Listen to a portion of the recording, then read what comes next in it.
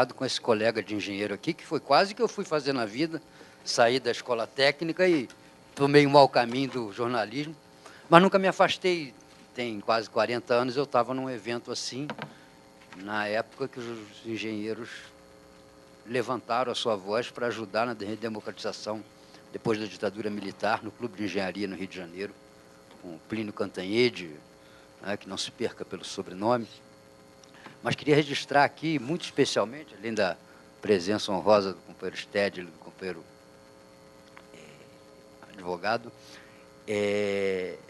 que hoje conheci o irmão do Darcy Ribeiro, que fez engenharia, mais novo, esse professor Campolina, que eu nunca tinha ouvido falar aqui.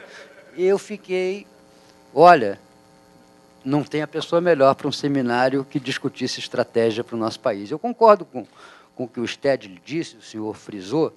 Nós passamos a ter, a partir de um certo momento, um descolamento, né, entre a economia real, material, do objeto, e a economia do valor. O professor mencionou o que aconteceu nos anos 70, quando acabou a conversibilidade dólar-ouro, né? E o Stedley mencionou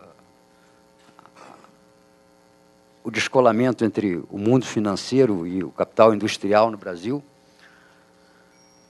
E nós, parece que aqui, não, nem na esquerda, compreendemos profundamente que as estruturas mundiais mudaram. Nós aceitamos passivamente que a nossa natural e indispensável expressão econômica pela via das commodities, porque um país com a quantidade de território e com a quantidade de produtos minerais que nós temos, claro, sempre irá precisar da exploração comercial das commodities, mas nunca enxergou, em primeiro lugar, a maneira de fazer delas uma alavanca para o desenvolvimento nacional e, em segundo lugar, a necessidade de se unir a outros produtores para trabalhar a valorização dos preços agrícolas e minerais nos mercados mundiais, que sempre foram rebaixados em comparação àqueles preços de bens de produção e de conhecimento tecnológico que se tornaram cada vez mais elevados. É como se nós fôssemos uma espécie de produtores de petróleo, uma OPEP, que não defende o preço do barril. Então, nós temos preços, sempre tivemos, salvo um período muito curto, ridículos para a produção agrícola, e isso torna a exploração agrícola e mineral do Brasil ainda mais lesiva, porque obriga a retirada crescente de volumes de produção ou de extração mineral que se tornem algumas vezes, como nós vimos em Minas Gerais, aqui no caso da Samarco, se torna algumas vezes processos de uma velocidade desastrosa, literalmente desastrosa. O Brasil, entretanto, a partir de 2002, conseguiu fazer, se não uma reversão, uma inflexão dessa curva.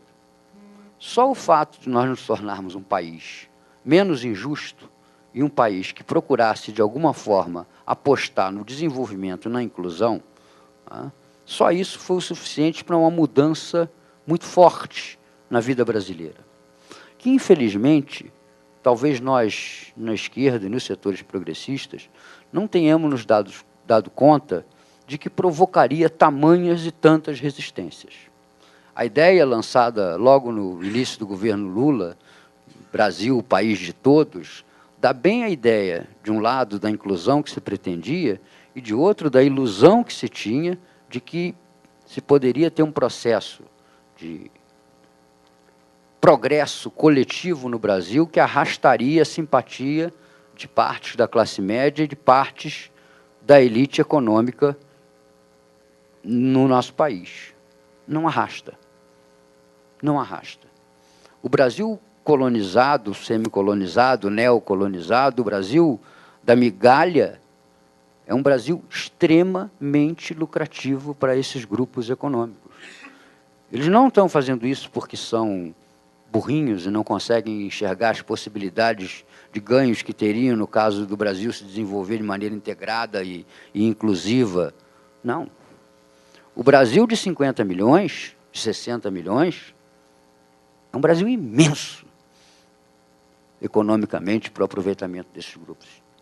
É maior que a França, é maior que a maioria dos países desenvolvidos do mundo. Perde para os Estados Unidos, talvez, e nesse padrão de consumo, talvez perca para a China, mas não tanto quanto a gente imaginaria que seja, né, em matéria de renda, vai perdendo cada vez mais à medida que os chineses vão progredindo econômico e socialmente. Não. Esse Brasil da exclusão é um Brasil que funciona autonomamente, inclusive construindo seus aparelhos ideológicos e repressivos nos grandes conglomerados de mídia e nos sistemas judiciários e persecutórios representados pelo Ministério Público e pela polícia, que passam a agir como garantidores, como mantenedores desta ordem injusta e com cada vez mais autonomia. Nós chegamos a um ponto em que esses aparelhos já se tornaram, inclusive, descolados do poder político que rege o país. Eles ganharam autonomia de tal maneira que passaram a ter vida própria. Basta o desejo persecutório para produzir vítimas hoje. Eu tive também, como professor, a experiência de trabalhar na administração pública, e existe uma verdadeira loucura acusatória campeando, em que você é acusado por tudo. Eu, por exemplo, sofri um processo administrativo por abrir uma sindicância para apurar uma irregularidade. Chega a esse ponto de nonsense. Você manda investigar e por que você mandou investigar? Fizeram perguntas assim, por que você não nomeou um fiscal do fiscal? Eu falei, como assim? E depois um fiscal do fiscal, do fiscal, do fiscal, do fiscal. Nós não conseguimos avançar para obter uma identidade nacional. Nós nunca conseguimos alcançar essa identidade nacional. As coisas maravilhosas que o nosso país tem de diversidade de étnica, cultural, regional, etc., de alguma maneira, talvez tenham ajudado a dificultar essa tarefa. Né? Nós não somos todos japoneses, todos coreanos, nós nos olhamos e nos reconhecemos imediatamente, cada vez mais nos desconhecemos.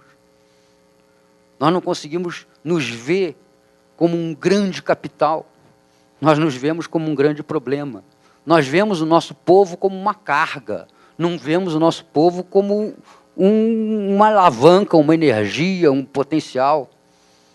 Dizem que os comandantes da economia japonesa e do poder japonês no final do século XIX, meados do século XIX, teriam se reunido numa mesa para analisar as perspectivas estratégicas do Japão.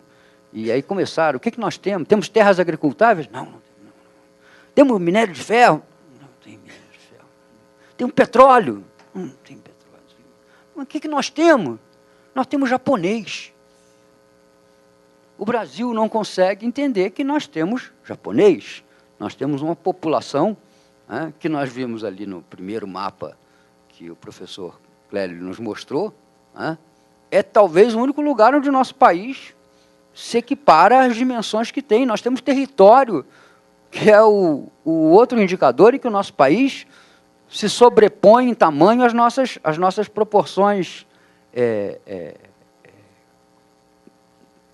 econômicas. E vamos deixar isso parado? Vamos cultuar a ideia de que o progresso do Brasil é apenas um progresso institucional, porque agora as carreiras de Estado são mais organizadas, porque agora nós temos mais uma administração com mais regras, nós temos legislações mais modernas. Nada disso adianta. Nada disso adianta. O Brasil, no governo Lula e no governo Dilma, estruturou o Ministério Público, estruturou a Polícia Federal, como em época nenhuma na vida esse país fez. E estão aí as duas instituições deformadas, transformadas em instituições persecutórias, antidemocráticas, conspiradoras. Adiantou formar instituições? Simplesmente não, porque não se mudou as ideias nesse país, e as ideias são os dentes, as garras das classes sociais. É com elas que elas combatem. Nós nunca tivemos a coragem de enfrentar as ideias, e é preciso, necessário, indispensável que enfrentemos as ideias, que consigamos demonstrar às pessoas que esse não é um país de todos, e que para esse país ser um país do seu povo, é preciso que ele se identifique, é preciso que ele encontre as ferramentas políticas da sua expressão. Mas não. A ideia que nós deixamos campear foi a ideia do moralismo. A moral, a honestidade, a conduta ilibada são os caminhos que vão nos levar ao paraíso. Eu nunca vi ninguém almoçar, jantar, honestidade. Honestidade é uma condição natural. Faz parte do comportamento social. Não existe honestidade individual. O indivíduo na selva, sozinho, não é honesto nem desonesto. Ele faz o que ele precisa fazer. Na sociedade é que nós temos que ser honestos. E a honestidade na sociedade é um mecanismo de regulação coletiva, de comportamento e identificação coletiva. Assim como só em casos extremos alguém rouba o seu irmão ou sua mãe, você também na sociedade só rouba o desconhecido, o distante, o afastado. Não existe solidariedade social no Brasil que nos ajude a passar para a população a ideia de honestidade. Não existe nem mais aquela que se desenvolveu dos anos 30 para frente, que era do trabalho. Talvez muitos aqui tenham experimentado o que eu experimentei, aquela mesa de domingo no subúrbio, quando ela era ainda farta e era desfeita, não aceitar repetir o prato, né? Que se falava de alguém desconhecido e dizia assim, fulano, não, conheço, é trabalhador. Agora a gente diz assim, não, conheço, é esperto, é safo, aquele é safo. Entendeu? Então nós destruímos as bases sociais ideológicas da nossa sociedade pela ideia do afluxo, pela ideia do progresso, pela ideia do... Como é a frase do... Acho que é do Câmara Cascudo? O melhor do Brasil é o brasileiro? Não. O melhor do Brasil é o povo brasileiro. É ele em conjunto, porque como indivíduos nós somos iguais a qualquer um. Ele é melhor porque ele é diferente entre si, porque ele é diverso, biodiverso, geodiverso, etnodiverso. Ele é melhor porque ele soma tudo, e esse quem soma é o povo, não é o indivíduo. O indivíduo nosso não tem nenhuma superioridade ou inferioridade em relação ao indivíduo de qualquer parte do mundo. Para esse caminho ser trilhado, é indispensável a ideia do projeto de nação. Mais resumidamente, a ideia do nacionalismo. Não é possível para um país como o nosso se desenvolver se não tiver identidade, consciência de que precisa se defender. O Brasil, tanto quanto se desenvolver, precisa se defender. Esse país é alvo da cobiça mundial. Ele é alvo da cobiça mundial por razões muito claras, pelos espaços territoriais, pelas capacidades de tesouro naturais, né, da biodiversidade do bioma brasileiro. Ele é objeto de cobiça pelas jazidas minerais, né, territoriais e marítimas que possui. Ele é objeto de cobiça. Isso é um elemento de identidade que pode e deve e precisa ser trabalhado entre nós, e talvez seja aquele único que nos permita buscar a aliança estratégica que a esquerda brasileira um dia sonhou ter, e um dia vai conseguir ter, com aqueles que ficam como última ratio do conservadorismo e do autoritarismo no Brasil, que são os militares, que são uma espécie de reserva com que o conservadorismo acha que conta sempre. E que nós podemos e devemos sensibilizar para essa causa que é paralela e indispensável ao desenvolvimento brasileiro, que é a defesa da nossa soberania. Eu vou terminar só dizendo que os sistemas econômicos e políticos, eles são, como disse o professor Clélio, históricos. Eles começam, se desenvolvem, chegam aos seus ápices, entram em decadência e desaparecem, deixando essa ou aquela sucessão. Mas houve, desde os anos 60, talvez até um pouco antes, um fenômeno que continua se repetindo. Progressivamente, nós vamos abandonando as nossas ideias por uma necessidade pueril do novo e vamos aderindo à ideia dos nossos adversários. Os povos, os países, podem se dissolver com isso. A situação da Rússia com Putin é claramente uma reação daquele país ao processo de dissolução que encontrou com Gorbachev, que tornou a segunda maior potência mundial, de repente, um país atirado ali à condição de uma república asiática de conflitos, cheia de conflitos étnicos. Então, eu acho que no Brasil nós precisamos fazer as pessoas pararem e pensarem. Nós temos que deixar muito claro na nossa comunicação e na nossa discussão com as pessoas que nós não estamos propondo nada que não seja comprovável olhando ali, para 4 ou 5 anos atrás, para 5 ou 6 anos atrás. Você viu, você sabe, você não precisa que ninguém comprove para você.